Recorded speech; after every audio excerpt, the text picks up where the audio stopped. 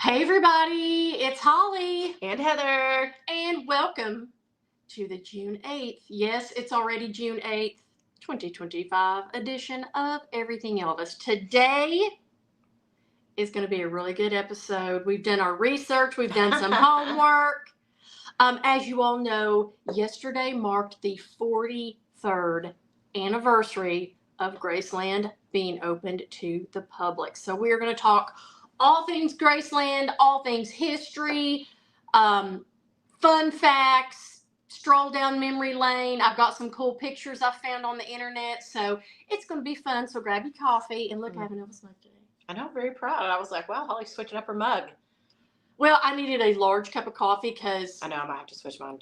I gotta be on it. Yeah. So I've got a large cup of coffee, and I've got my Graceland shirt on in honor of Graceland. Yeah. I didn't really have one, but this is kind of, You're it kind says Graceland. Look at us. We're very springy. We've got all of our pastel, brights. Because I'm putting out that good juju and energy for no rain and nice weather. Yes. So, Heath, Yes. how's it going? It's going great. Welcome in. I'm so excited to see all of you all. And I'm so excited to talk about what we love most today, Elvis and Graceland. Yes. Yes. Yeah, there's so much to talk about.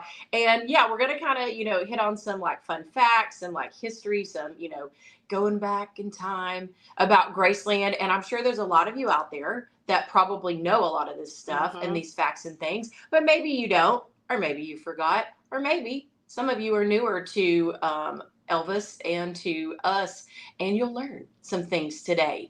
But yeah, super exciting because, Graceland really is like our connection to Elvis. I was watching some YouTube videos getting ready for this, and I can't remember who said it now, but they had the perfect thing. They said Graceland is the heart and soul. It is. Of the Elvis world. It was Elvis's heart and soul. Mm-hmm. It's the heart and soul, and it's the heart and soul of our community. Well, just think about it. Like, just think about if Graceland didn't exist. I know. Like, think of if Graceland, Elvis, passed away in 1977. And what if Vernon had sold Graceland? What if somebody else had bought it and they had lived there? What if they had completely demolished it and built something else? What if it had been, completely renovated and changed? What if Vernon and them were hoarders and didn't have everything? Yes, yes. Like there's so many like what ifs. And it's just honestly, when you sit and think about it, and here we are 48 years later, past Elvis's passing, and Graceland still exists and is still there. And not only does it still exist, but it is like the perfect little time capsule of Elvis and when he walked this earth and how it was when he lived there and when he died. Yeah. And it's still thriving. And nearly 50 years later, it is still thriving. Yeah. So super, super cool. Like, I know that Holly and I love Graceland. I know a lot of you do.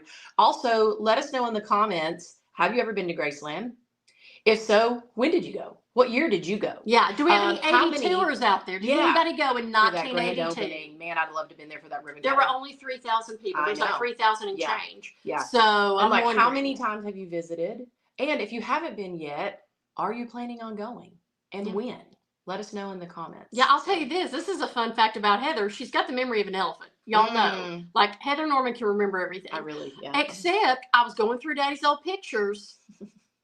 And I'm trying to, we're downsizing Daddy. So and you know how the whole thing now is you got to take pictures out of those old scrapbooks and like glue-based photo albums from back in the day because it ruins the photo. So I'm taking I've got every single photo in his house out. And now I'm trying to like organize it. And I came across these random photos of Heather when she was little, young, very, very young, on a trip to Graceland that she has no recollection of. Has that happened to you guys? Have you just been to Graceland so many times you've forgotten a couple? I mean, like I really don't recall it, but like she said, I was young, and when you're young, you don't pay attention. Like things don't hit you as like things don't hit you like they do when you're older and you like understand and everything. And so, like I said, I've always loved Elvis from like the minute I came into this world. Have loved Elvis and been fascinated, and my love and my like fascination with him has just grown and grown and grown. the older I've gotten and the more I've learned about him and stuff. Mhm. So yeah, that was so funny when Holly sent me that picture. She's like, yeah, here's a picture of you and Dad standing in front of like the old Sincerely Elvis like sign where the old gift shops and stuff across the street from Graceland used to be. And I'm like, I don't remember that. Isn't that hilarious? Yeah, the first time I remember going to Graceland was in college. Mhm. And yeah, share your experiences as well, because you know that's another thing about Graceland is the first time you go, and pretty much every time you go, I'm not gonna lie, but the first time you ever go and you walk through that door for the first Mhm. time, it is so emotional and so overwhelming and so just chills. Magical. Magical. Magical's Yeah. my word for it. Yeah. Just chills up your spine. It's like you're literally walking back in time. And it's literally like you can feel Elvis's energy and his spirit. Mhm. And it's like a moment. It It's a is. moment. It is. Especially the first time. I mean, every time you walk in there, it's kind of that same like energy and excitement and feeling. But the first time, there's really nothing like it. No, not at know? all. So today, so like I say, we're not doing a deep dive. This is not going to be like Deep Dive City. We're doing a glossy overview, but we're starting back in the 1800s because I'll tell you, I learned a few things. Mhm. I mean, granted, you all know I always claim I am a beginner to intermediate Elvis enthusiast. Heather is the advanced. But I think I might even have some stuff she doesn't know, or just some stuff that you're like, oh, I didn't realize that. So it's very, very interesting. And I've got some pictures, and I'm very sorry, but you're going to see my arm doing this because I couldn't get it on my iPad. So I'm going to have to like touch to get my pictures to show up because I've got some really cool pictures through the years of Graceland. Especially, I try to focus on 82 and the early 80s if I could, of like just different guidebooks they used to have, the opening day. Super fun. And like I say, I got all this off the internet. So just Google it or go to YouTube. Great resources. I'm telling you, some people have done some really great historical research on Graceland and stuff. Aside from Graceland. Like you can find out some great stuff at graceland.com, but you can really find out some good stuff on YouTube. So love it. Yeah, so let's go back in time. And let me see if I've got my pictures ready to go. I just want to make sure I have the correct ones up and ready for you guys. And welcome in. Thank you all so much. I'm seeing so many of you already on here and commenting. We'll say hello to some people here in a moment and look at some comments and things. This might no. Okay, hold on. Bear with me. Bear with me. I try to put them in order, but it's so hard with my little program here to put them in. Okay, so I've got it. Yeah. Here's some. Okay. So, Graceland, the land it was on in Memphis, was actually dated, as far as back I could get dated on it, was like 1864, 1867.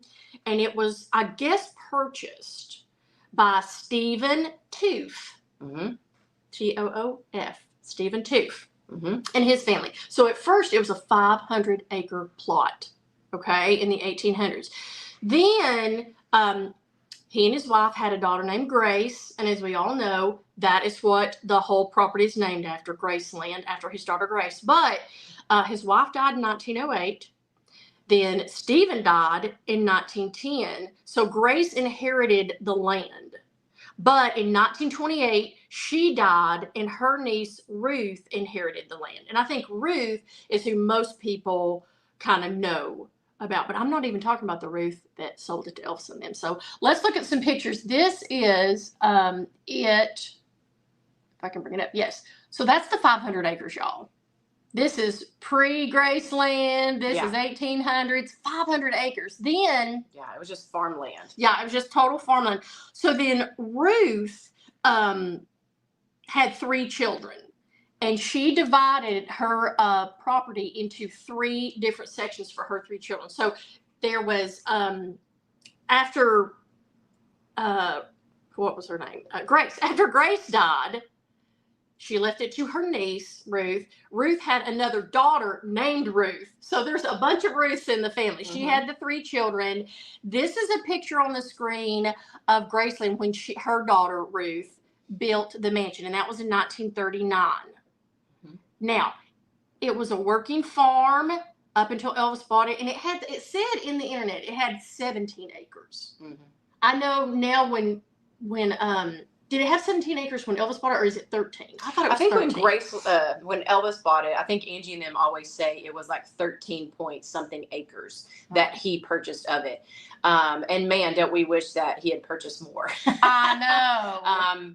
You know, and purchased more of it. I know. I'm trying to show. I had a cute little picture of.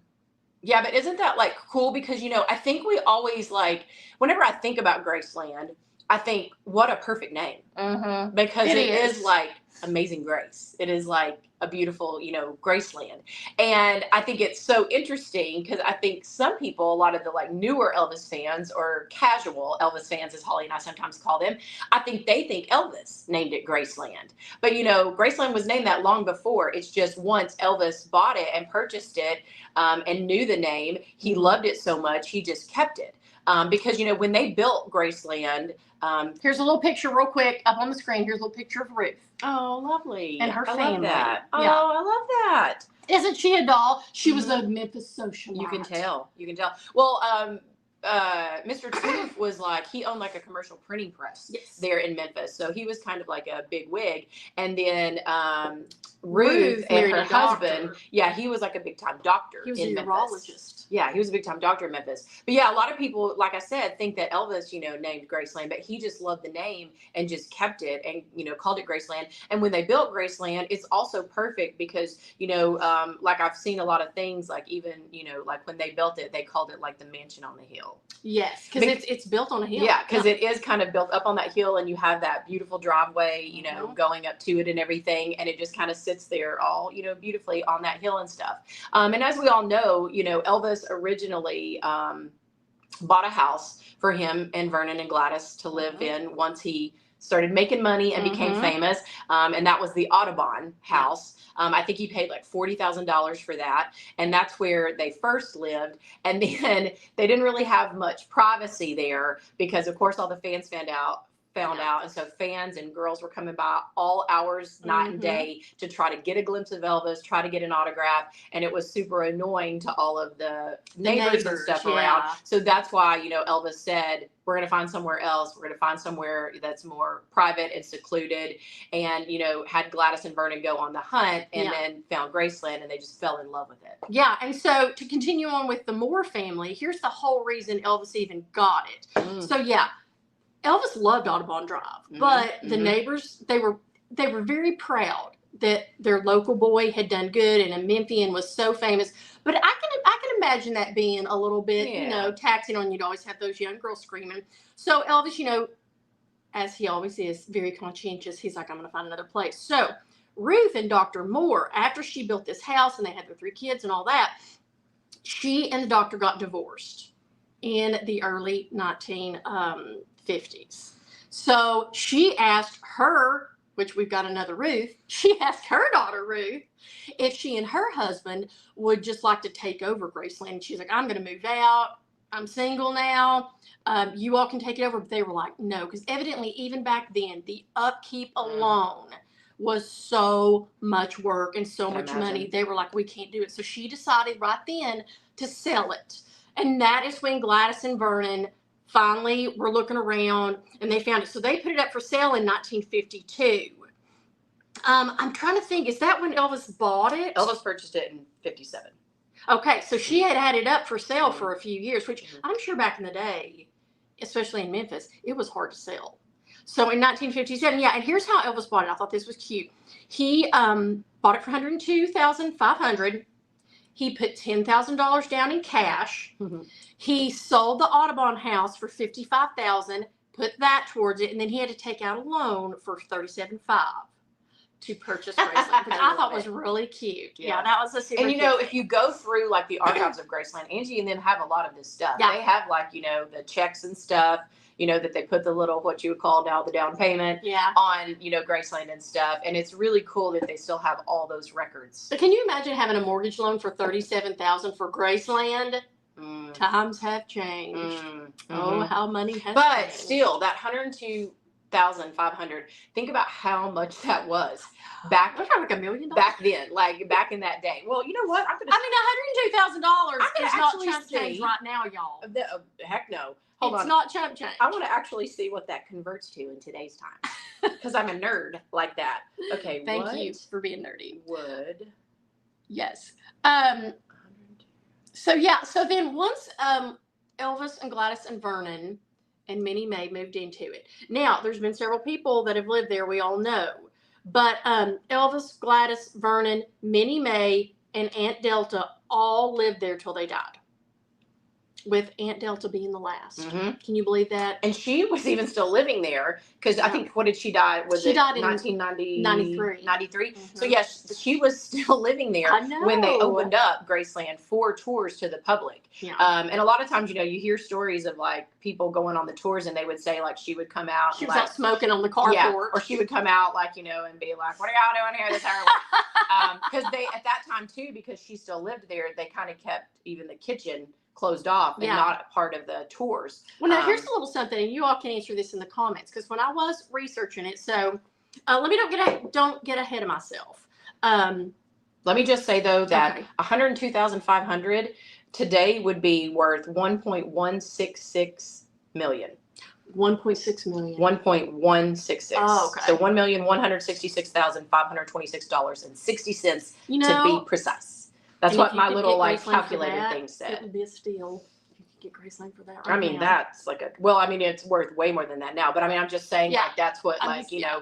like, that's how much money that he had to like pay back then. That's a lot, Like, and for him to just be starting out, and to be still. so young. Yes. But Early how 20s. proud he must have been, because that was one Mhm. of like Elvis's goals, was to always That was his main purchase- goal. to purchase that dream home for Gladys. Yeah, so that Gladys and Vernon never had to want for Yeah, anything. to have that dream home. And so how proud he must have been Yeah.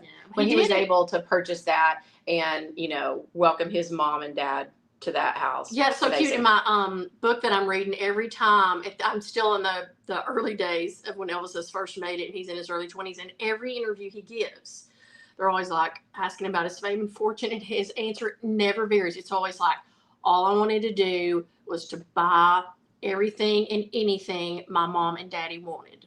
And he's like, and now I'm able to. And I'm like, how cute is that? How many rock stars do you know Right. that are doing that? Well, and how many do you know that would like even want their parents to tag along? You know what I'm saying? Who's wanting to live with their parents when you're a rock star? Elvis. Yeah, that's what I'm saying. Like, that's just so like sweet that he's I like, know. yes, you're living with me. So Yeah, that's super sweet. So Mhm. as I said, tragically Gladys passed away. Then came Elvis.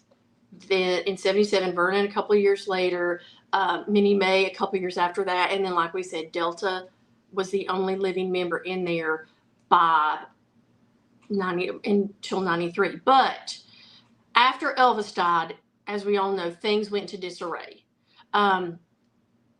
Elvis was so lovely and wonderful. It's so wonderful that he spent all of his money, on other people. Mhm.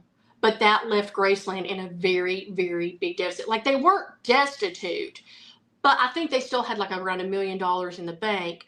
But the upkeep on Graceland alone back in the 70s, with property taxes and all that, and you know how property taxes are. I mean, you were looking at like close to $500,000 Mhm. that they were going to have to pay out. So in Elvis's will, he left everything to Minnie Mae, Vernon, and Lisa, with Vernon being the executor, and Vernon could dole out money to other family members as he thought proper. Then after Vernon's death, he named 3 co-executives, or you can call them co-trustees, Mhm. and that was the National Bank of Commerce in Memphis, where he and Elvis had done all their banking all those years. Then it was Joseph Hanks, who was a longtime accountant for Elvis and Vernon. And then thirdly was Priscilla, who at the time was the legal guardian and, the mother of Lisa Marie. So luckily, after Vernon died, Priscilla and Joseph and the bank put their heads together, because I was watching an old interview. Back in the day, it was very fashionable for, if a big star died, whoever their widow, ex-wife, next of kin, they would just sell everything. Mhm. Like, Priscilla got a lot of flack back in the day. There was a news anchor interviewing her. She got a lot of flack because they were like, why don't you just, do what Bing Crosby's widow did? Why don't you just, she just had a huge garage sale and sold off everything. And I'm like, are you kidding me? But, Priscilla was like, no, I'm going to preserve this because Elvis loved it. And this is Lisa's future. So kudos to those three, the bank and Joseph and Priscilla. They put their heads together. They brought in Jack Soden right from the get-go. And I'll tell you, it was not an easy transition from what I have read. I was reading a couple of articles.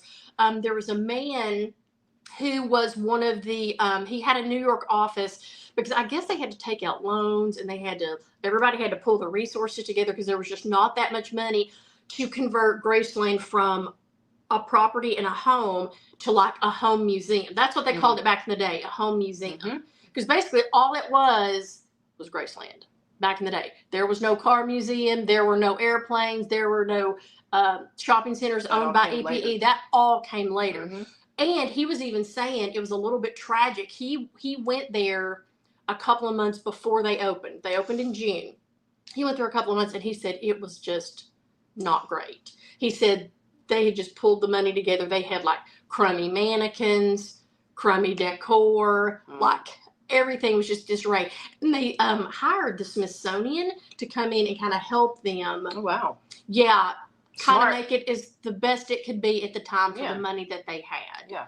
And so that's what you saw on June. So let me show you guys. I have the actual little sign they had out front. Look, Graceland opening June 7th. I love that. So that is a sign they put out to let everyone know. And we think about how expensive it is to go to Graceland today and to tour Graceland because it is expensive. Yeah, let me pull that up. And times have changed, but it was $5. Here's the program for it. You can look right there. Grand opening, $5, 3 for children. And they had 3,000 people come day one. And that's what's amazing because, I don't know. I can imagine the intrepidation that Priscilla and Jack had of, this is like our last resort to keep this and save this. Like, is this going to work? Are the fans going to come? Are people going to come? I mean, they should have known.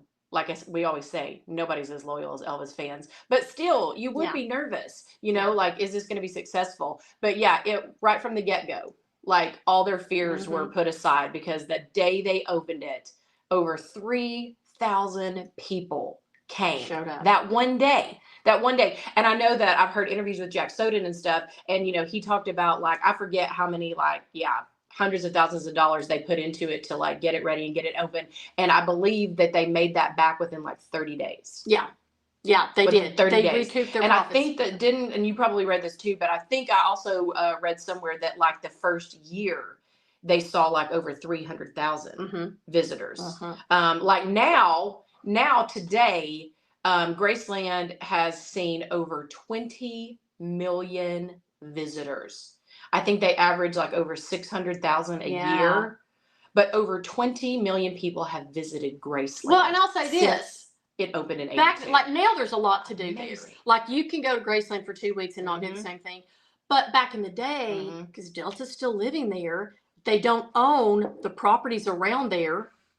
There's no complex, there's no hotel, there's no nothing. Yeah. They only had 4 rooms. 4 rooms plus a little carport. I didn't know this, but when you walk out of Graceland and how you go under that little, it's a carport. I just thought it was a little, I don't know what I thought it was, but anyway, to get to the racquetball court and all that, that's just where they had a couple of cars. And I'll show you guys. I've got some great pictures of what it looked like back in the day, but I'm a little confused. I was trying to look it up. It says 4 rooms. Some sources cite, okay, we know it was the living room. You mean 4 rooms that they had open for the tour? Right. Okay. It was the living room, and then they call it the music room, which I kind of call that one area. So I'm going to count that as one. Then there was the dining room. Then they had the downstairs TV room and the billiard room. Some sources cite those as the 4. Others cite the jungle room was open. But I'm not sure, because definitely the kitchen, Gladys's room, which I think was Aunt Delta's at that point, all of that was off limits. So I can kind of see where the jungle room would be off limits. So literally you have to imagine, you'd walk in, you'd see the living room, music room, you'd see the dining room, and then you immediately go downstairs to go see the TV room, the billiard, and then you're out. Yeah. That's it. And then they had their what they call the trophy building, and that was where all of his gold records were. So let me show you guys a little bit of stuff from that, and Heather can comment. So this was their very, very first guidebook you could buy. Oh, cool. Yeah, that was the very first one. How cute is that? Then I've got some pictures from opening day. Let me see where I've got those at. Let's see. No, that's Ruth. Hold on. Okay, so this is Aunt Delta and Jack Soden cutting the ribbon. Priscilla was off somewhere else. And this one man that did an interview with it, he said that Priscilla worked tirelessly. He said she did multiple interviews. She was talking to guests, talking to people, talking to any reporter that would have her, taking pictures, all that. So she actually missed this little ribbon cutting, but I think I have a picture of her. Let me see. Oh, no, yeah, because she gave like a little press conference that day. Yeah, she did. And I've got like a black and white and a color photo that's really cute of her. Sorry, my pictures are so small I can barely see them. So I've got to check them out. I have some really cute ones. Hold on, is this it? No. I'm going to show y'all. I've got some good pictures of like what it used to look like and stuff. I'm going to have to get up close. I know. People are like, hello. I know. Hold on. I have to put my readers on. Let me see. Hold on. Let's see what this one looks like. Nope, that's a motorcycle. Hold on. We're going to get to all these. We're going to get to them. I was just wanting to show you Priscilla. Did I even load it up? I probably didn't. But I can find it on my thing. Is this it? Well, there's her with one of the horses. I think everybody said that was Flaming Star. It could be Rising Sun. I'm not sure. But this was her with the horses that day. Here's a colored photo of Aunt Delta and Jack Soden cutting the ribbon. I thought that was awfully cute.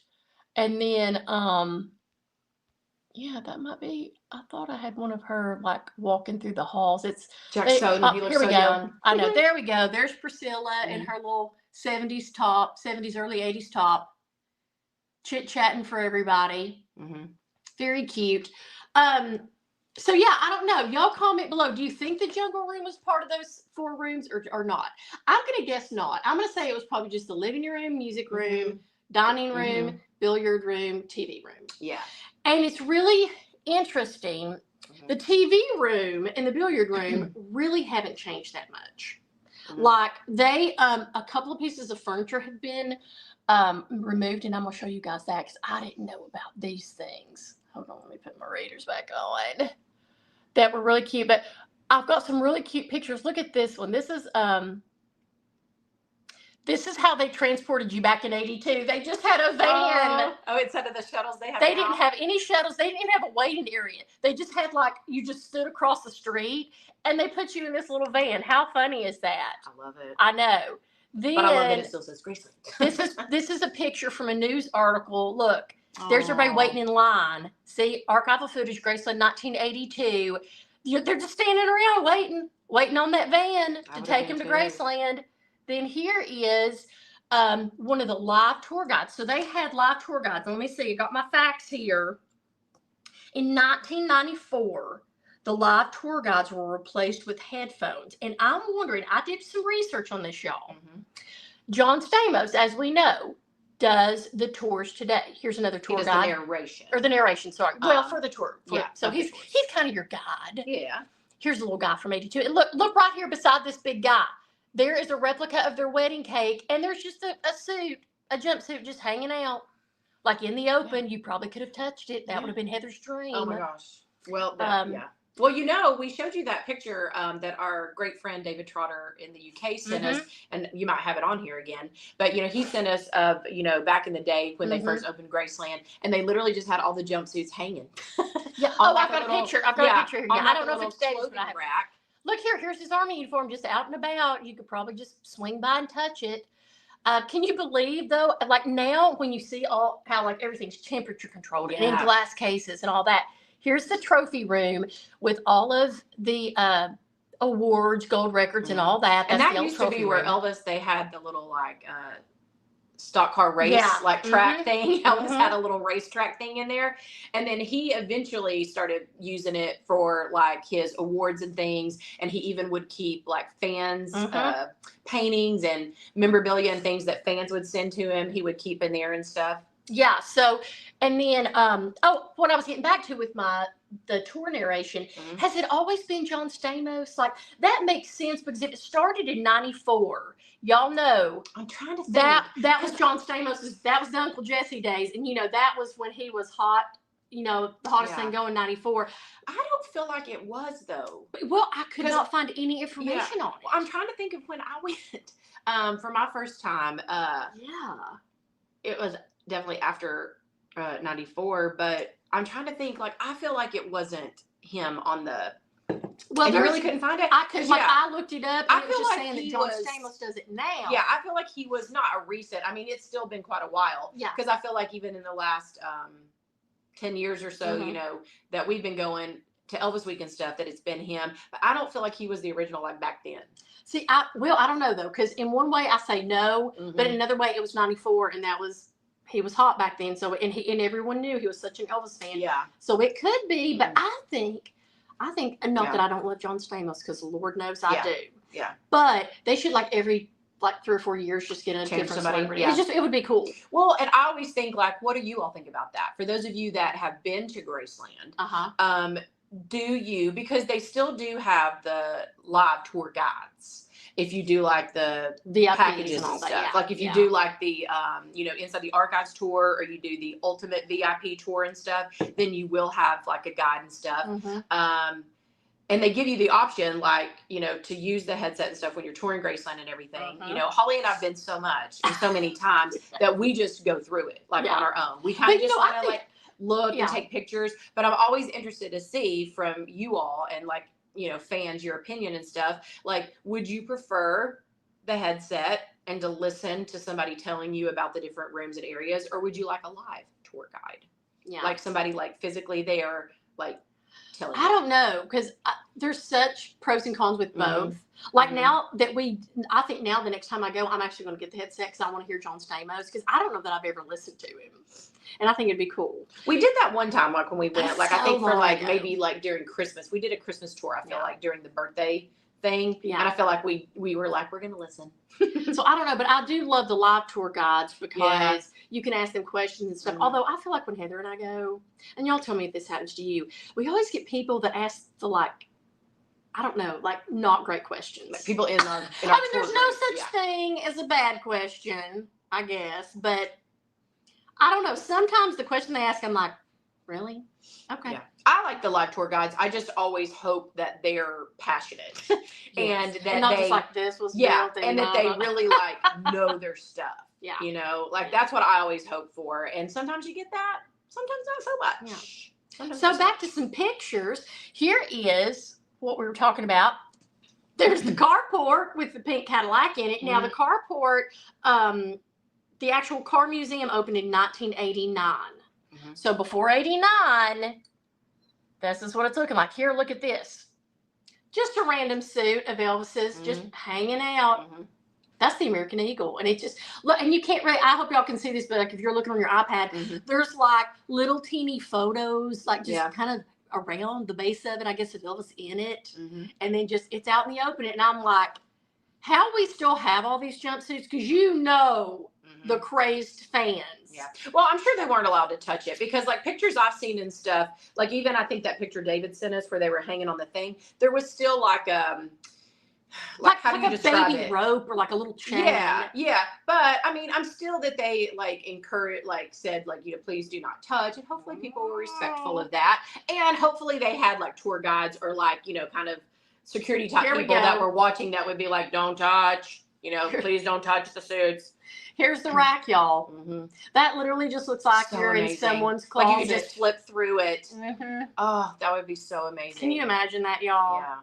But, thank goodness, again, because this was early on. So, this was early 80s. And so the suits weren't quite that old. But, now looking on, I know. 48 years later since Elvis's passing, I mean, those suits and jumpsuits and items and stuff are getting old and getting up there. So the fact that Angie and them do such a meticulous job to preserve these and properly clean them, and they even will switch out the stuff because Angie calls it they need to let like the jumpsuits rest.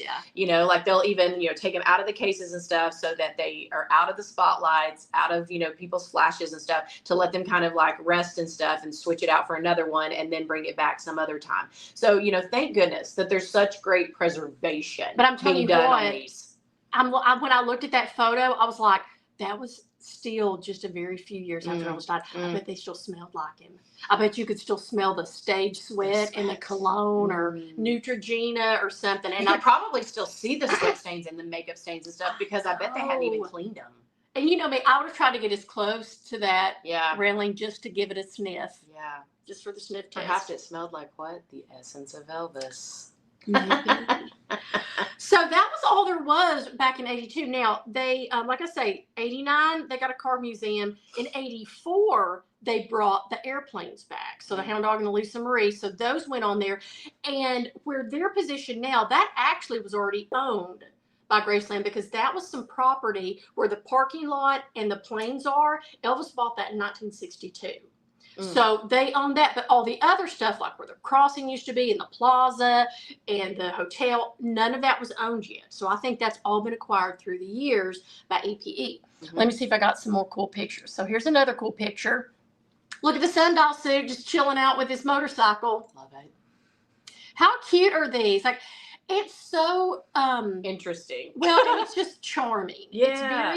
It's very low key. It's not hot tech, glitz and glamour, right? And it's just like, hey, we're in Elvis's home, and let's just throw up this mannequin and put his, his motorcycle looked good with that mannequin, So it's just so interesting how far it's come.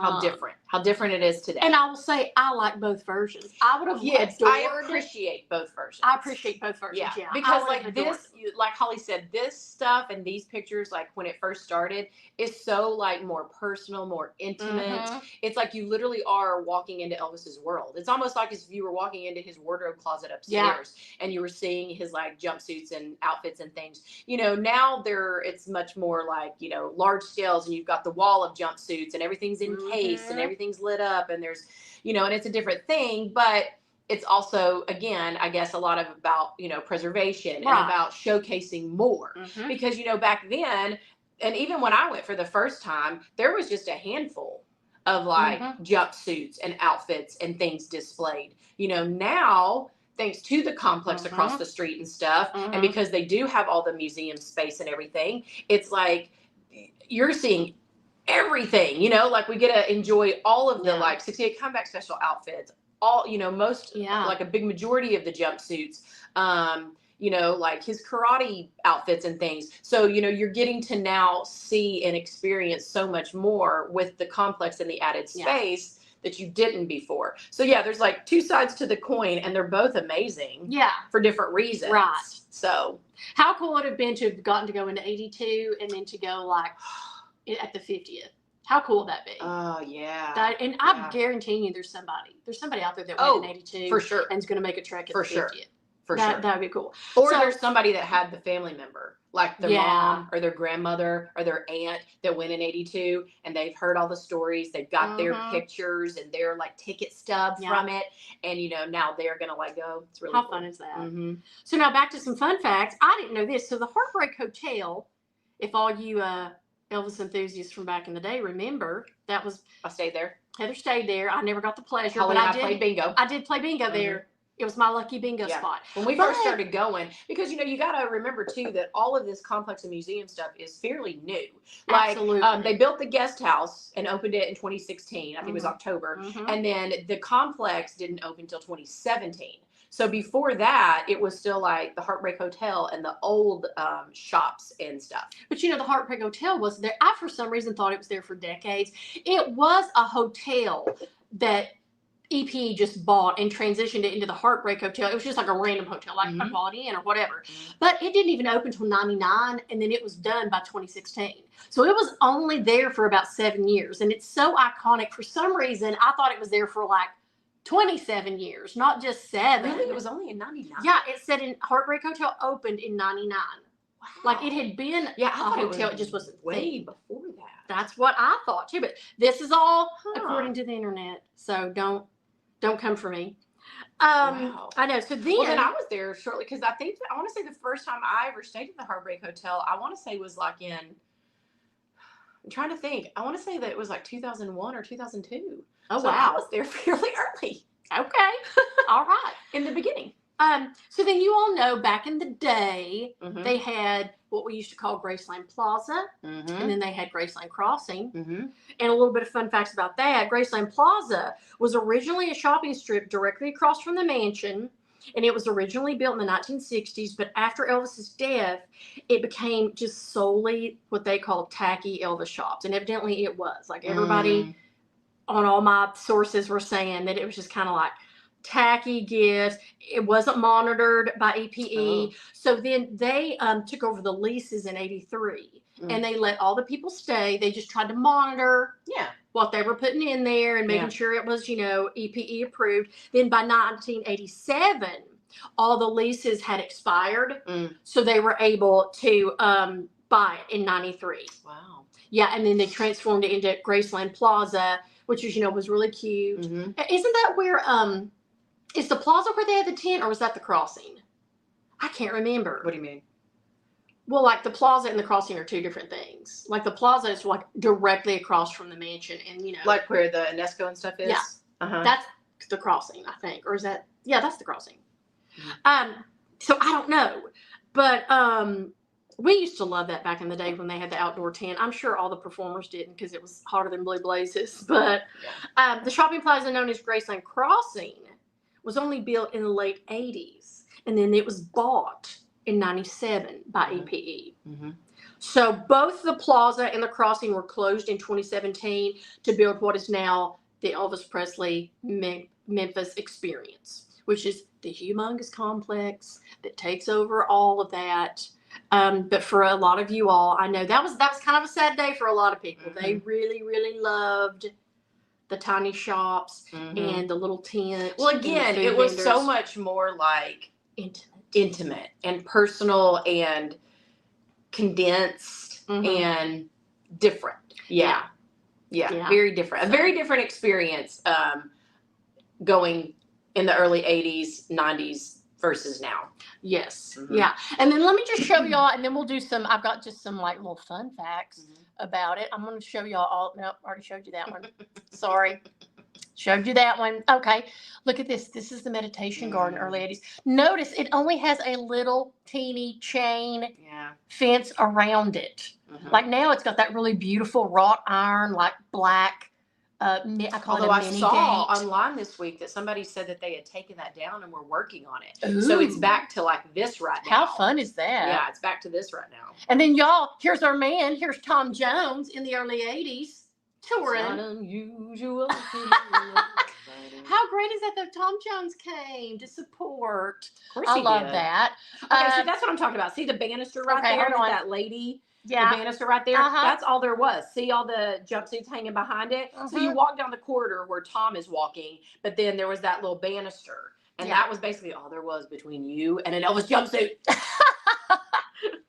Then back to, there's some more of the carport I showed y'all earlier. We didn't talk about it, but there's a couple of more of the cars. So I'm guessing there was only 4 or 5 cars out there because that's all that would fit. Now here's some interesting stuff. So this is a little organ that was in the billiard room back in the day, and they had to take it out because too many people were touching it. Because it's right as if you can see. Yeah, if you can see, that's where you enter it on the right side of the photo there. That's the doorway. And now there's nothing there. Like I think that artwork might still be there, but there's nothing in that corner that you can touch. So they had to get rid of that. That was a little bit different, I thought.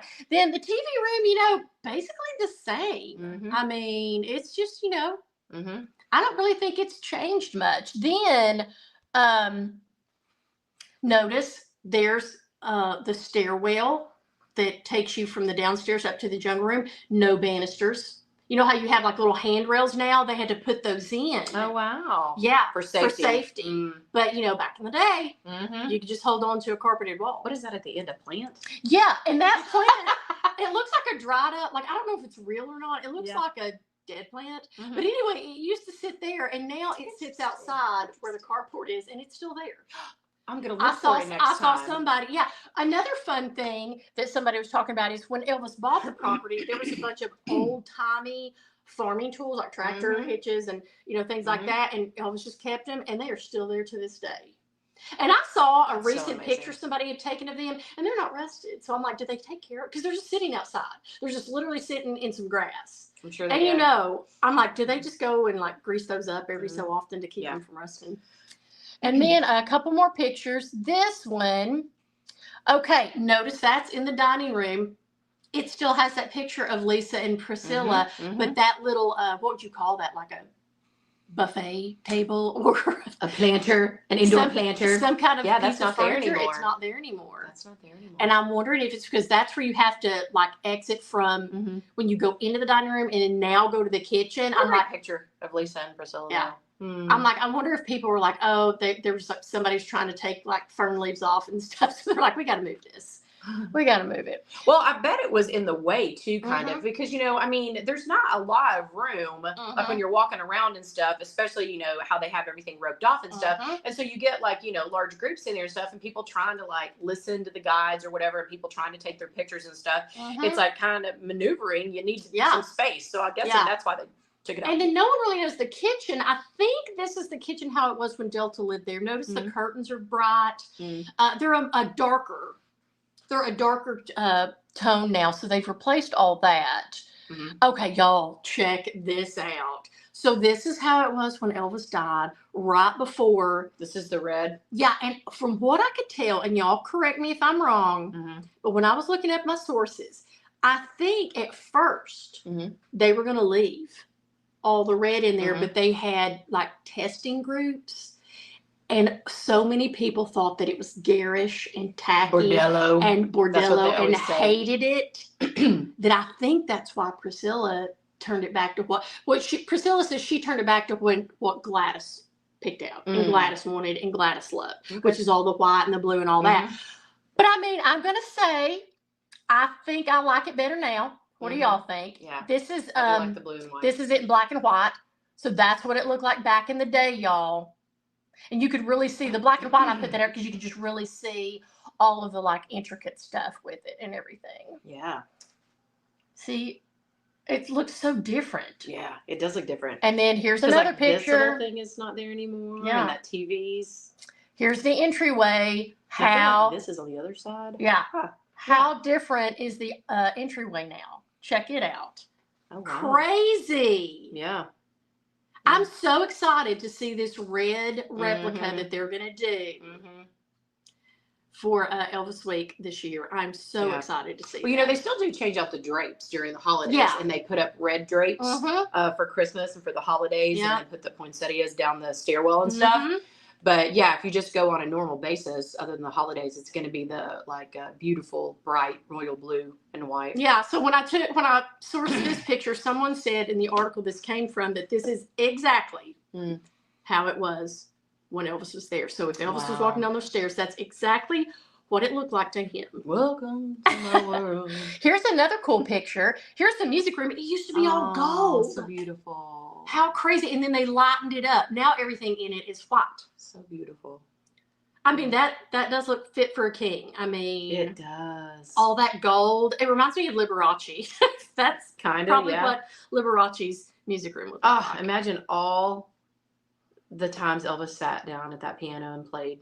How crazy is that? I love that. I know. I love that room. You don't get to go into that actual room on the tour, and I sure wish you did. I think if you do some of the Presley for a Day tours or the really expensive ones, I think you get to maybe go in there because I've seen some people have their pictures in that room and stuff.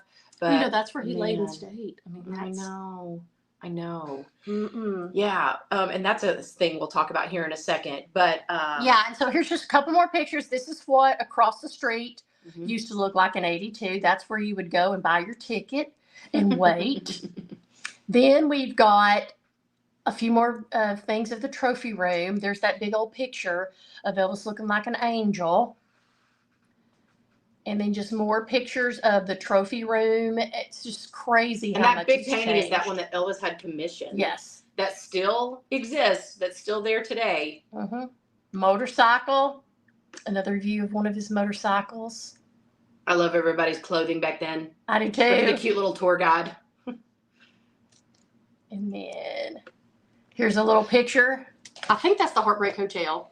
I can't see with my... Double check when it comes on the screen. I think this is that's the it. old Heartbreak Hotel. That's it. I wish they'd kept that. They could just had both. That's what I always say. That could have been for the lower price point, and then you got the guest house for the higher. I'm not really sure why EPE decided to do away with that. Well, it's an RV park now, isn't it? Yeah, but I'd love to ask that, and maybe ask that of Angie, because I'd love to know kind of what the decision was to do away with that. Because yes, I mean the guest house is great and it is beautiful, and it now serves a purpose as far as extra places for people to stay, because I think the Heartbreak, because I think the Heartbreak Hotel was only like maybe 200 rooms, if that, and I think that the guest house is over 400 rooms, so it's much bigger and stuff, and you do have the theater in there, you do have like the eating places in there, and like you said, a great fan gathering place. But yeah, I mean the Heartbreak Hotel was so completely opposite of the guest house and everything. And I mean, as many people that come to Memphis and Graceland every day, and especially during like Elvis week and stuff, and a lot of times the guest house is booked up, that the Heartbreak Hotel would sell out as well. Oh, for sure. It would sell out as well. Well, so I'm like so sad that they didn't keep it. Yeah, because the guest house is kind of what I call modern Elvis. You could do like a kitschy, like 70s only, like legit go to all these like old antique shops or auction houses and buy like legit 70s. Everything for your room, and just like literally be like you've transported back. I would love that. Yeah, I would love that. So I think that's all my pictures. I believe. Let me just scroll through, but I think that was it. So anyway, just a few fun facts, and then I'm gonna let Heather delve into these comments because I know she is dying, and I'm dying to hear what y'all have to say about all this. But as we know, so we're up to 2017. With the build out of the Elvis Presley Memphis Experience, they are still, to this day, buying up land. They've got grand plans for Graceland. They're going to expand. But just so you know, in 2006, it was declared a National Historic Landmark. Good, because I think it can never be torn down, if that's the truth. This is fun. The wall around Graceland, because we were talking about the wall a few weeks ago. Did you know that it's made of pink Alabama fieldstone? I was going to talk about that. Yeah. And that Elvis did have that commissioned in 1957. Well, that's what I was going to say is really cool and interesting about Graceland as well.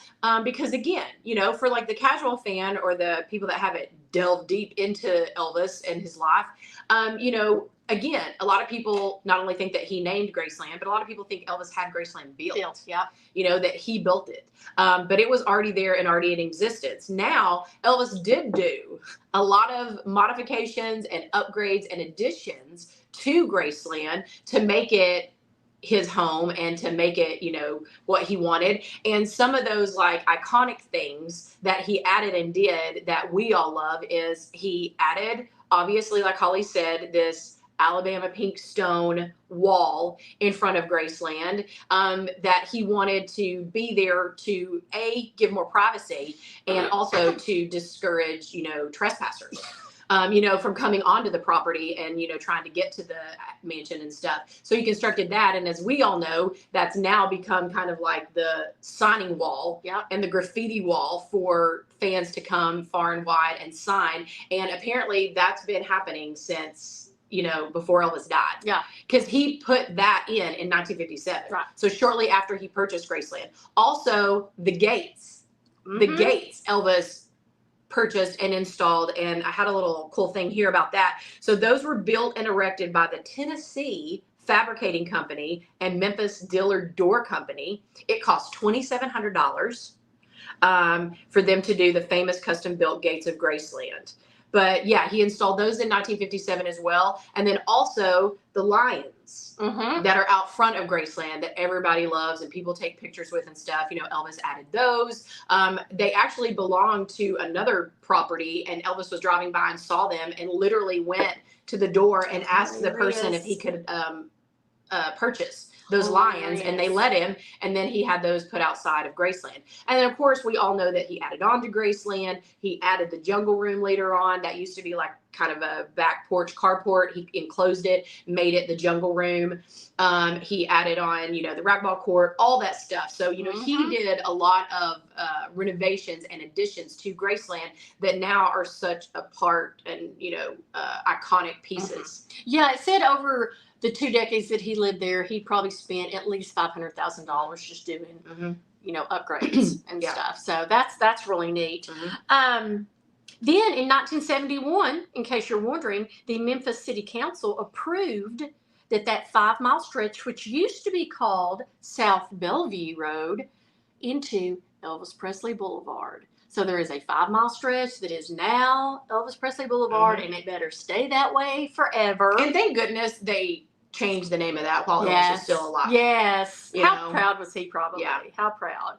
Yeah, and then I'm just looking, also, there was something else that it was like, I said it was a historic landmark in 2006, but somewhere in the 90s, in 91, Graceland was placed on the National Registry of Historic Places. And just so y'all know, this was the very first rock and roller to ever get these honors. So he was the very first. And you know, they say Graceland is second only to the White House, is the most visited home in America.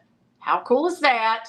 Yep. And as of right now, they employ full and part-time over 350 people, sometimes up to 450 in the busy seasons. But what a great boost for Memphis, for Tennessee, for the tourism, the economy. I mean, it's really, really cool. Yeah. All the things that Graceland has not only been able to do for the fans, but just even for people that have no idea who, you know, who Elvis is. Yeah. Like just for Memphis and Tennessee in general. It's just been a great thing. So. Well, and also talking about the additions I was talking about, I almost forgot too. Think about the like stables and all the horses. Oh yeah. That like Elvis added and brought to Graceland and stuff. You know, which kind of brought it back to its roots of being like a farm. And stuff, you know.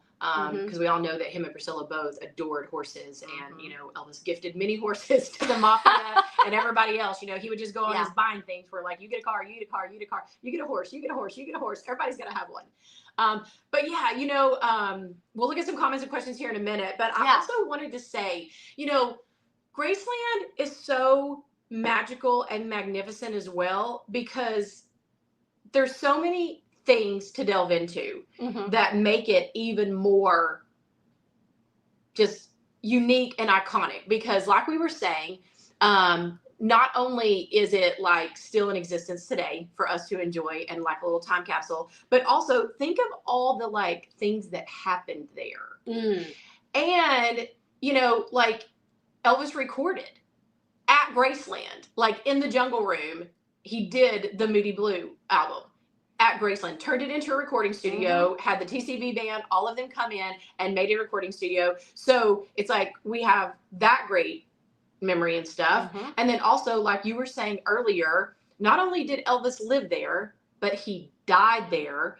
Because like when you think about that alone, like he literally took his last breath upstairs at Graceland, which is just so like mind-blowing as well. Because, you know, I mean, he could have died anywhere. Yeah. He could have died on tour. Absolutely. He could have died on stage. He could have died in a car. He could have died whatever. But he actually, the place he loved most, the place he was happiest, felt the most himself.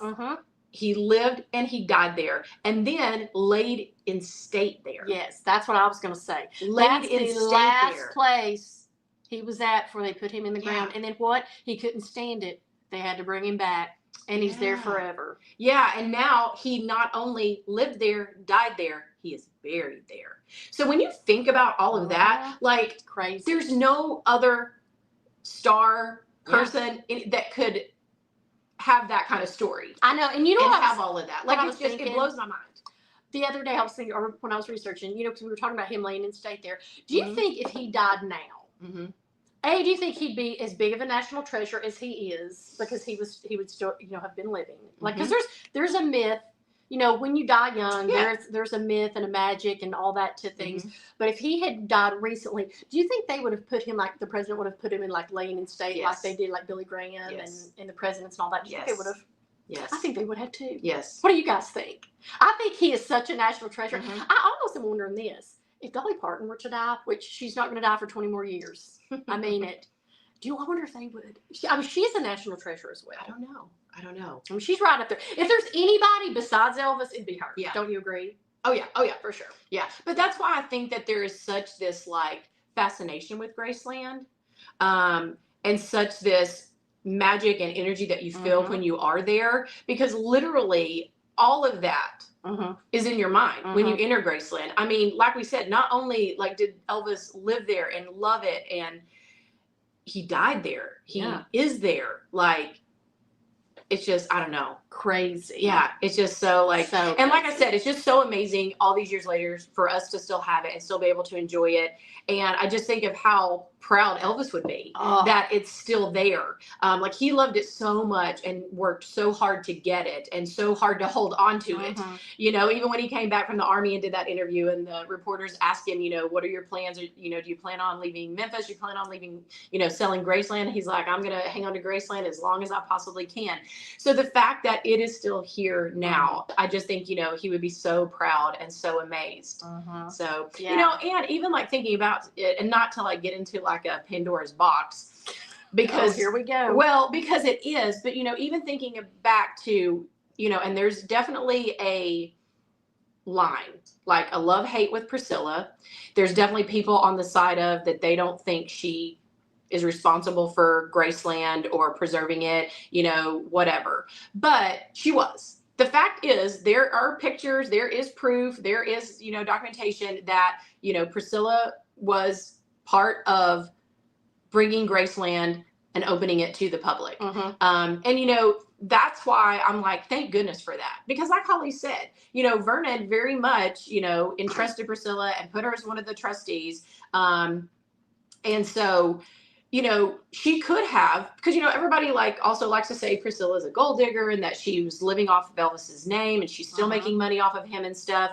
But, what if she had taken the route of some of those other celebrities' widows, and she had been like, you know what, I don't care, just sell it for whatever, give me the money, and, I'll spend that, or I'll have that for Lisa Marie. But the fact that she really wanted to preserve that legacy and stuff for Lisa Marie, and did she make money off of it? Absolutely. Should she? Yeah. Absolutely. But, again, the fact that she did that, and Jack Soden, and that they opened it to the public, and it was such a success, and now all these years later, it's still there and it's still thriving and it's still going on.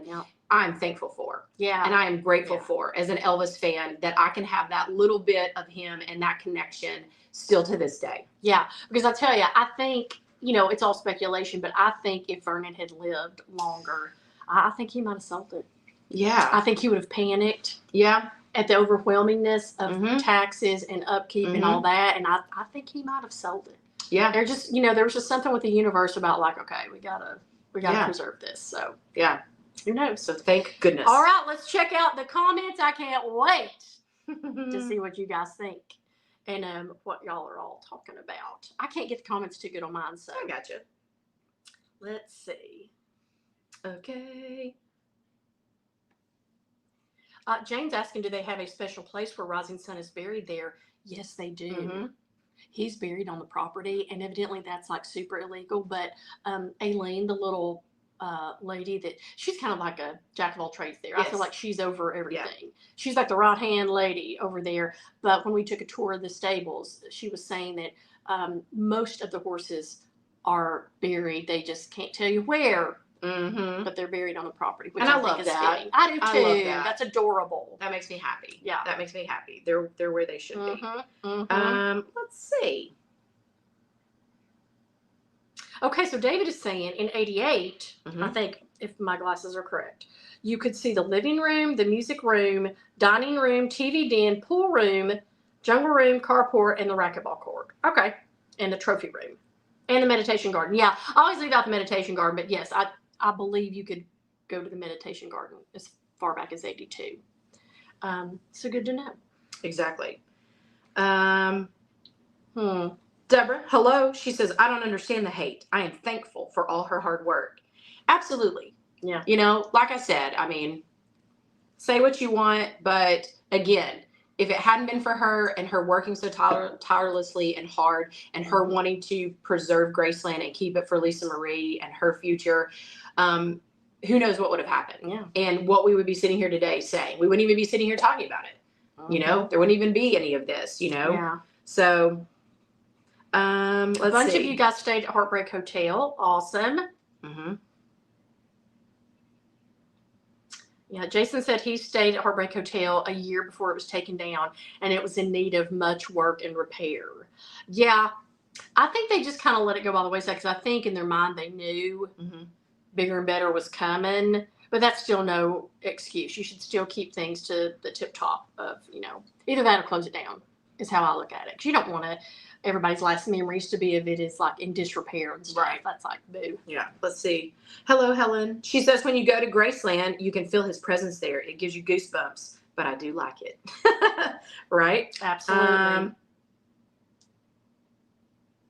Bev says she read it was the bankers' idea to open up Graceland.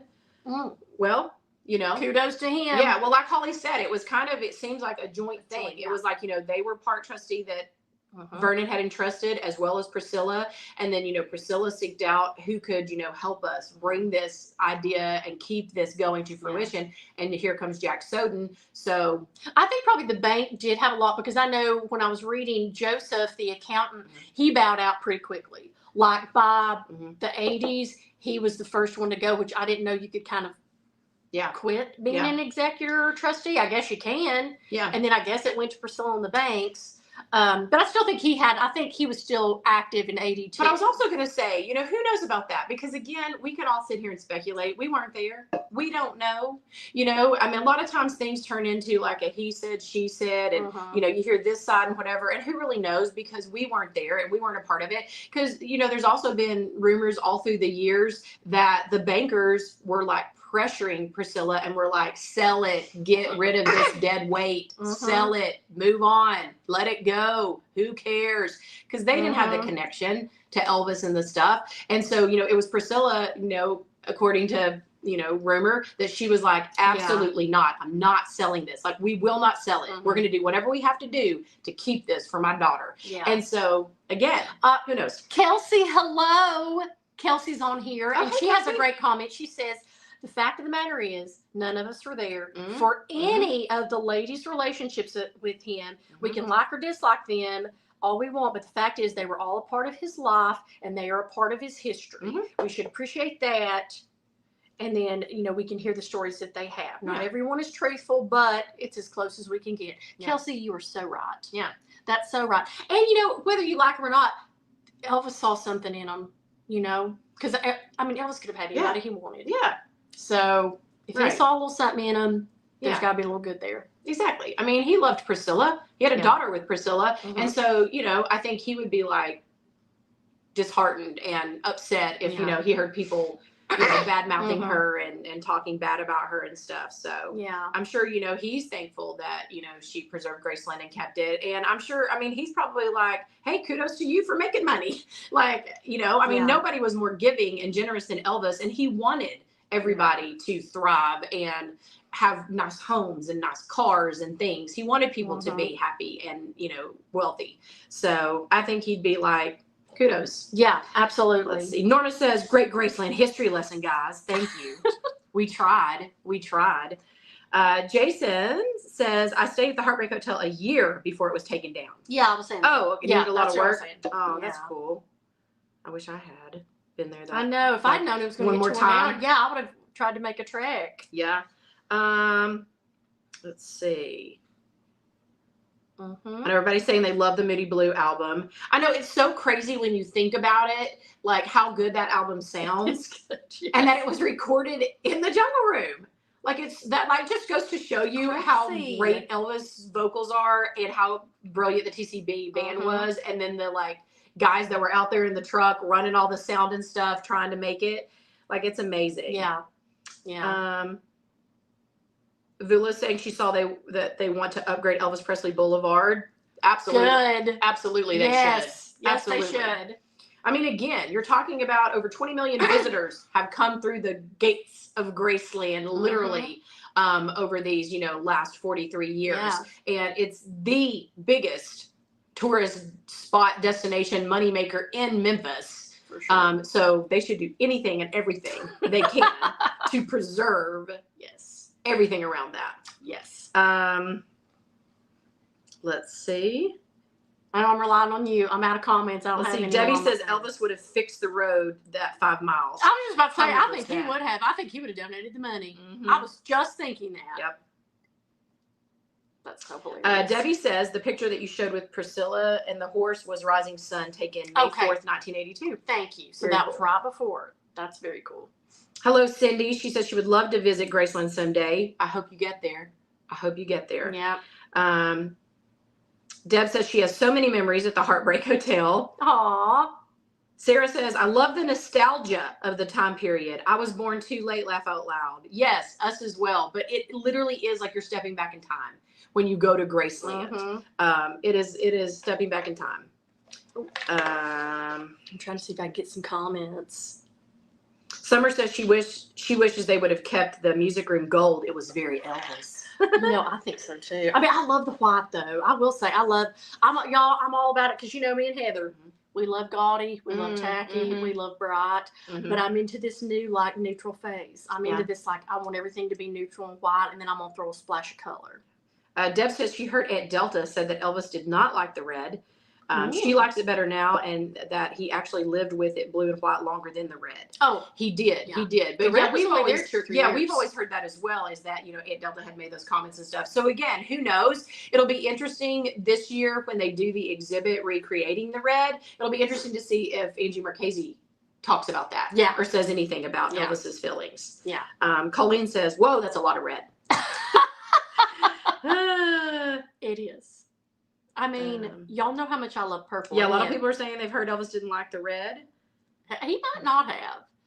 Always things sound great in theory. Like that's like me. Like if one of his favorite colors was red, it's like with me, it's purple. If you were like, Holly, we're gonna do this entire room in purple. At first, I'd probably be like, oh my God, this is the greatest thing ever because I love purple.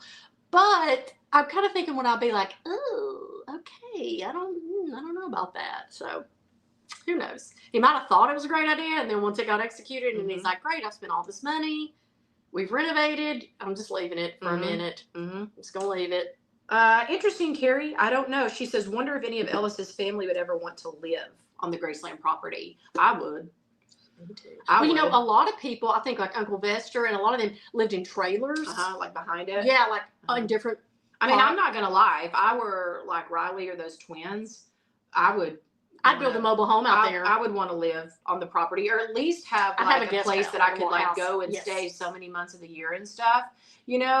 I would put one of those beautiful mini homes. You ever seen those? Oh like yeah, little mini homes. Yeah, I'll just literally tiny put house. the tiny house. I'll put a little tiny house, and that's where I'd stay if I were a Presley. Yeah. That's cool. Deb says it was Tom Jones' birthday. She thinks yesterday. He turned 85. Love that. That is so cute. Let's see. Shelly says she went to Graceland when it first opened, but she hasn't managed to make it back. I love that. You wouldn't recognize it. Marion says people had more respect for items back then. Now, not probably. so much. Yeah, you're right. Back in the day, I bet they did. I think so. Nowadays, somebody be trying to steal one of those off the rack.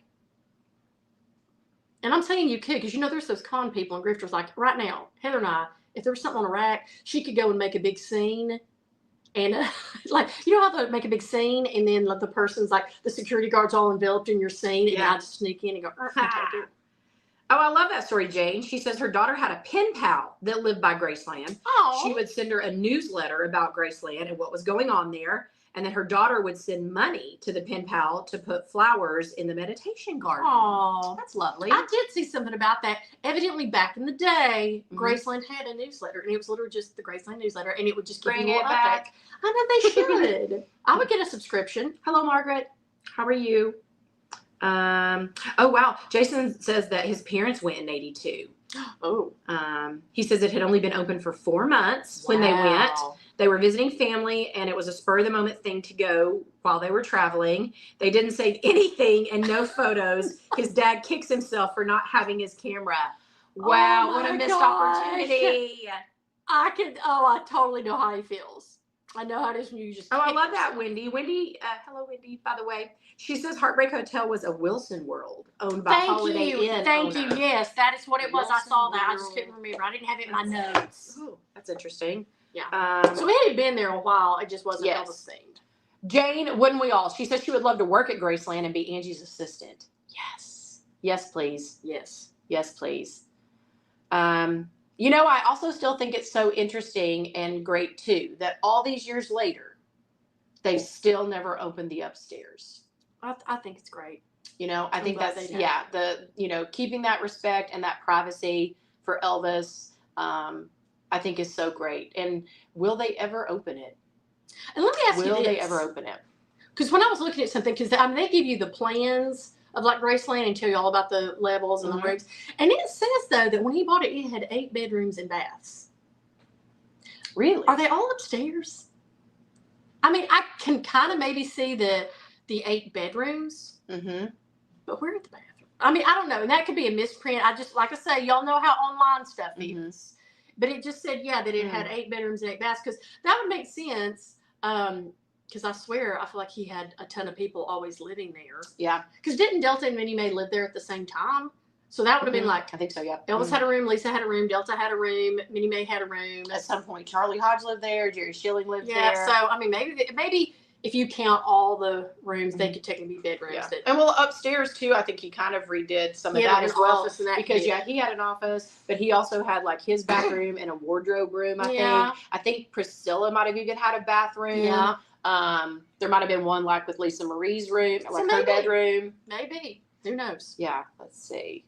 Laura says to be that close to his suit. I love how they are displayed now, but back then you were real close up. Absolutely. Everybody's saying they love the pictures. They love all the information. Let's see. I know. I'll try to post some of these pictures over on our Instagram. So if you guys want to go look at them again. Yeah. I thought they were fun. Oh, I love that, Deborah. She says the suits were already dry cleaned and ready for the next tour, which he didn't get to use. So yes, they were clean. Amazing. Amazing. It's like that unused trunk of scarves that, Angie and them did the exhibit this year, which you got to go see, called the 90 for 90, where they, in honor of Elvis's 90th birthday, they've chosen 90 special artifacts from the artifact collection. Some seen, some never before displayed. And one of the things that they displayed that was like, I know. so touching is they have like the little area and they have a suitcase that was packed full of scarves that they had loaded ready for Elvis to take, because we all know he was leaving the day he died for a tour, and they have that suitcase still packed, still the plastic wrapped scarves in that suitcase that never got given out to fans. Sad. I love Jane. She's like you. She says, I wouldn't want to touch the suits, but I would have wanted to smell them. I mean, I'm not going to lie. I would have liked to have touched one. Yeah. I'm not going to lie. Yeah. Oh, I love that, Bonnie. She says there were people stationed around all of that kept you from reaching over the bar that was there. I knew it. You'd be great at that. I would be terrible, because someone would get to talking to me and somebody would take it off the mannequin before I even knew it. Yeah. Let's see. Oh, I love that, Catherine. She says she went in July of 1995. They had a tour guide. She was 12 and was there with her parents, aunt, uncle, and 3 young cousins. We may have paid extra for that. Not sure. Love it.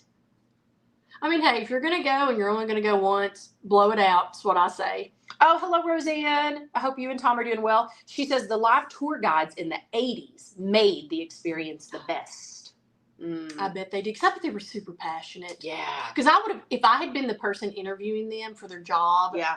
I would have run the gamut. They of would hate me as a tour guide. Oh. Like the employers, like the people would love me, but they would hate me as a tour guide because I would be so thorough and I would be so detailed that they would be like, Heather, we're like 3 hours behind on tours. Move it on, move it on. There's another group behind you. We can't, I mean, seriously, I would be so good. Because Holly knows this. I'm so detail oriented and long winded and love to tell stories.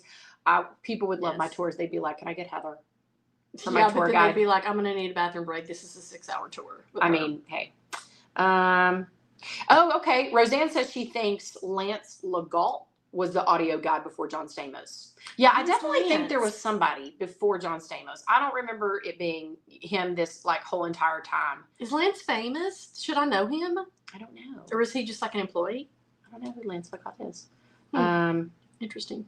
A lot of people are saying they like the live tour guides, that they prefer that. I'll tell you what they should have had, but because I think I saw a photo. I think Billy Smith was a tour guide at one point.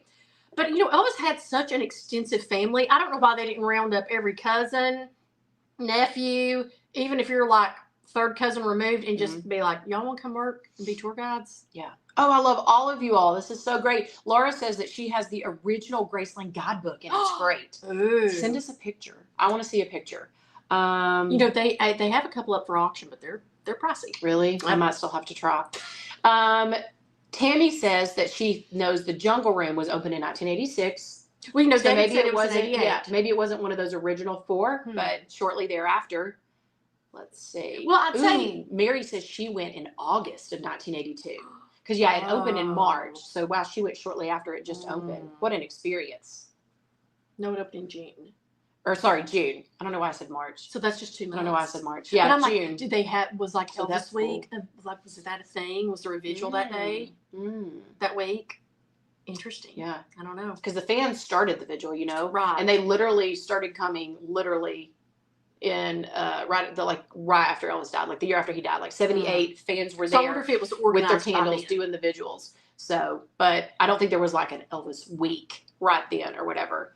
Let's see. Yeah, everybody's loving this stroll down memory lane. I know it is fun. It is fun to just, I love that, Cinda. She says, when I buy EPE stuff, I think that it's helped keeping the lights on.